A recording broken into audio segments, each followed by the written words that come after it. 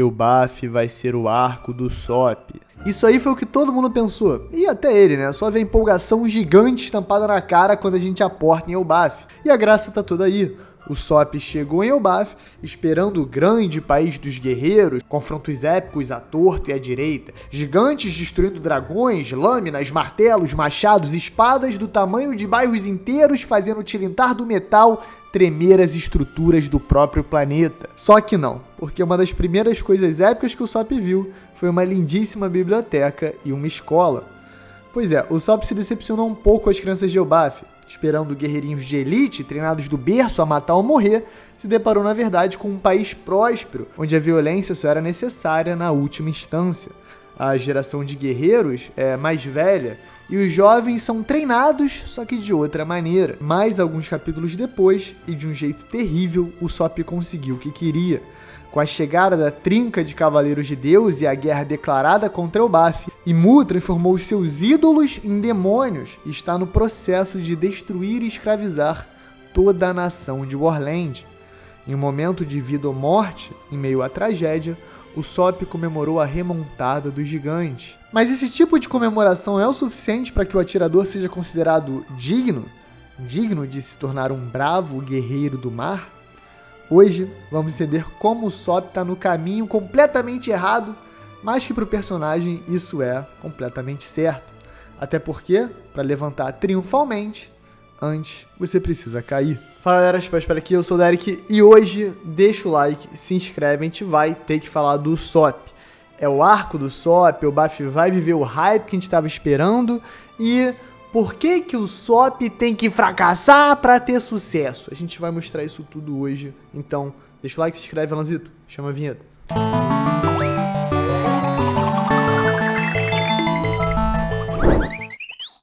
Ponto 1. Elbaf vai ser importante para o Usopp? A gente sabe que, desde Little Garden, quando o Usopp ficou apaixonado pelo gigante que ele viu pela primeira vez, se gerou aquela expectativa que, primeiro, um dia a gente ia chegar em Elbaf, e segundo, quando isso acontecesse, o Usopp ia simplesmente explodir. E claro, virar um bravo guerreiro do mar. Mas já se passaram 50 capítulos na saga. A gente já viu um flashback enorme, mega importante, relacionando o Shebek, a Harold, a história de Elbaf. Entendemos mais ou menos como é que funciona o mundo e já fomos atacados pelos Cavaleiros de Deus. E durante todo esse período, teve algumas migalhas de desenvolvimento para o Usopp. Mas aconteceu muita coisa, aconteceu realmente muita coisa. E quase metade do arco a gente ficou no passado, vendo a história de Elbaf e também a história de God Valley. Mesmo assim, comparando com outros chapéus de palha, dá pra notar que o Usopp tá um pouco escanteado, até porque o Brook teve muito protagonismo em relação à Princesa Shuri, que é o corpo que Imu tá possuindo agora, da Gunko. Claro, tem todo um passado misterioso aí que vai ser trabalhado, e a própria Robin, com a relação ao Jaguar de Sol, a relação à Biblioteca de Ohara, essa questão do conhecimento, da arqueologia, da história, ela também tá tendo um bom destaque. E aí, quando começamos a especular sobre o futuro, a gente consegue até botar outros chapéus de palha na frente do Usopp, como o Sanji, que pode, quem sabe, despertar o Haki do Rei agora. Mas calma, o One Piece é grande e ainda tem bastante capítulo pra vir em Elbaf, e ainda tem bastante tempo pro Usopp mostrar o que veio, o que nos leva ao ponto 2, a conexão de Little Garden. A gente sabe que os grandes sonhos, as grandes promessas de Chapéus de Palha ficaram muito marcados para aquele momento, com os 5 Chapéus de Palha original, antes de entrar na Grand Line, a gente inclusive viu no encerramento da primeira temporada do live action, quando eles botam ali o pé no barril e cada um brada o seu maior desejo. Tudo Usopp, meio ali no nervosismo, na tensão, sem saber muito bem, foi se tornar um bravo guerreiro do mar.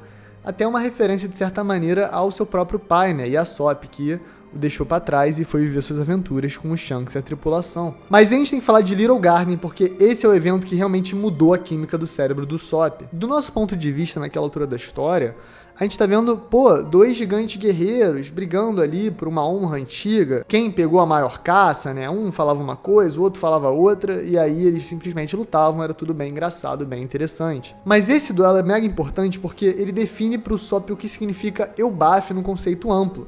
Só que olhando pra trás, a gente vê que aquilo ali era um evento muito específico da história, e que o Usopp ser tão influenciado assim, realmente ia gerar uma desconexão com a verdadeira Elbaf. Pensa comigo, o Usopp estava presenciando um duelo secular dos 2 capitães dos piratas gigantes, dois capitães lendários, Dory e Brog, que já navegavam há muitos anos e que já tinham uma reputação tremenda.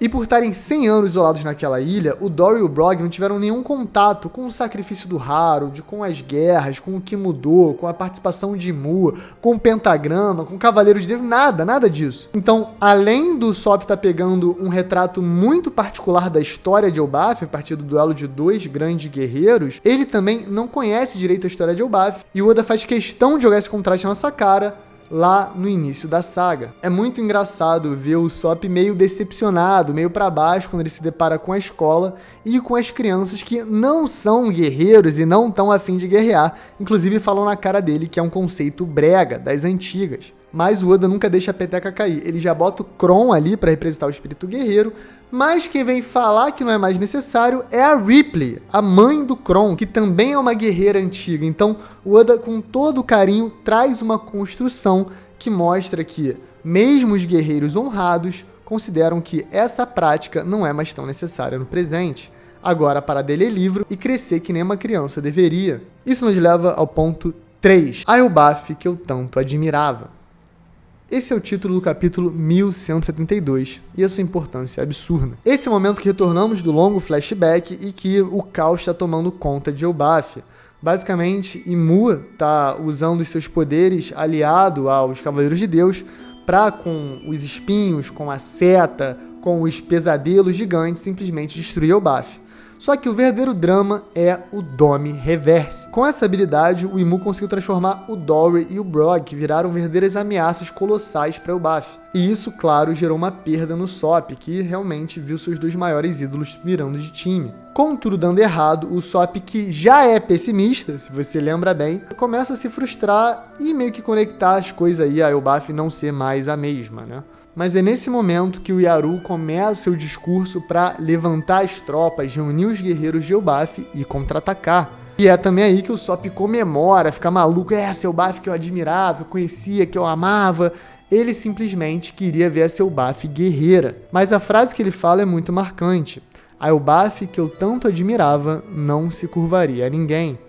Dá sim uma ideia de que a Elbaf que ele conheceu não era exatamente a que ele tanto admirava, mas que ela aos poucos estava se mostrando. E é muito icônico também o herói lendário Yaru ser aquele que, claro, um pouco a contragosto, porque ninguém quer entrar em guerra, convoca a tradição guerreira de Elbaf e seus exércitos para proteger o país. E o Usopp tendo essa reação é legal porque o próprio Usopp é um personagem que não aceita qualquer cultura guerreira se ela for contra o que ele acredita. O que nos leva ao ponto 4. Reconhecer o erro não é fraqueza, é força.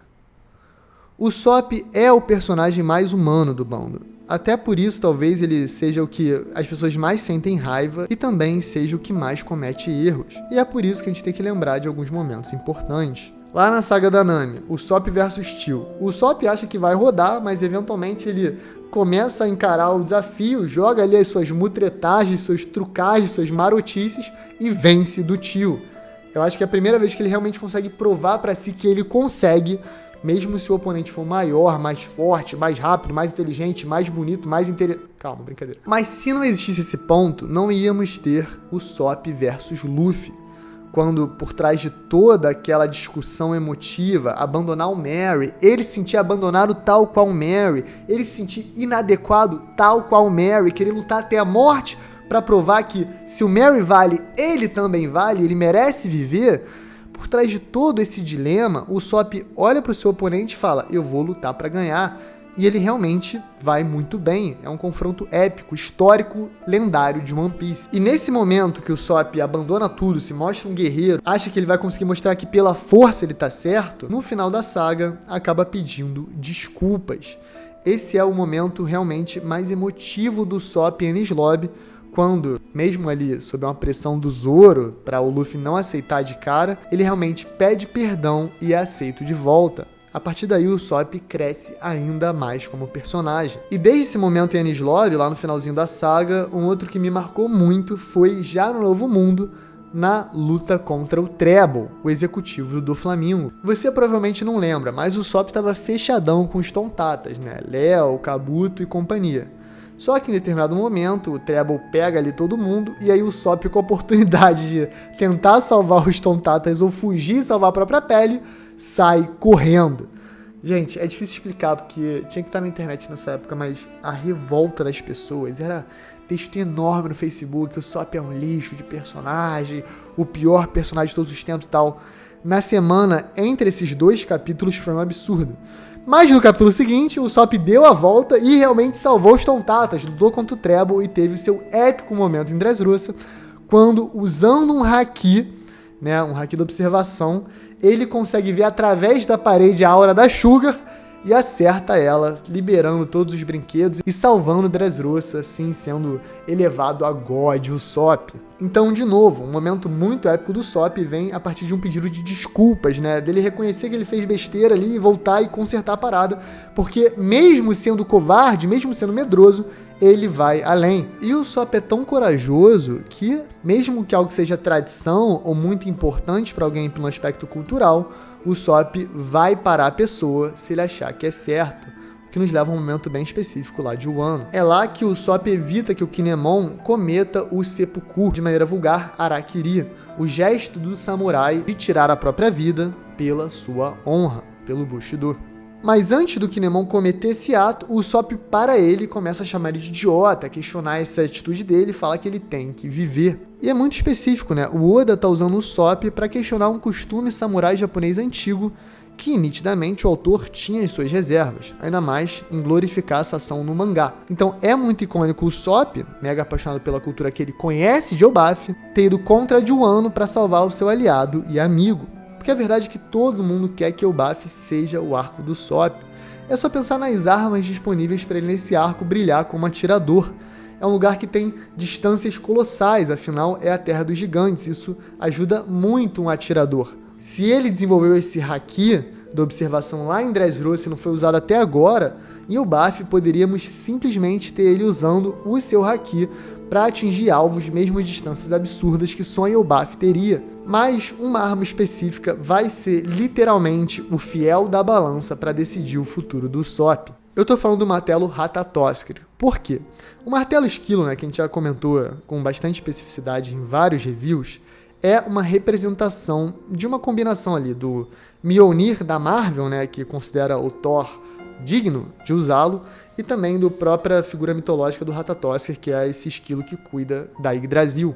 E aí no flashback, quando o Loki vai pegar a fruta lendária e bate frente com o Ragnir lutando contra ele, para impedir que ele pegue, é aí que ele meio que dá uma brigada e é considerado, então, digno para usar o Ragnir. Mas diferente do Loki, que teve que fazer um teste de força para usar o martelo, eu acho que o teste do Usopp ia ser diferente. Eu acho que ele só vai conseguir usar o martelo, mesmo circunstancialmente, quando ele conseguir reconhecer a cultura de Elbaf por inteira.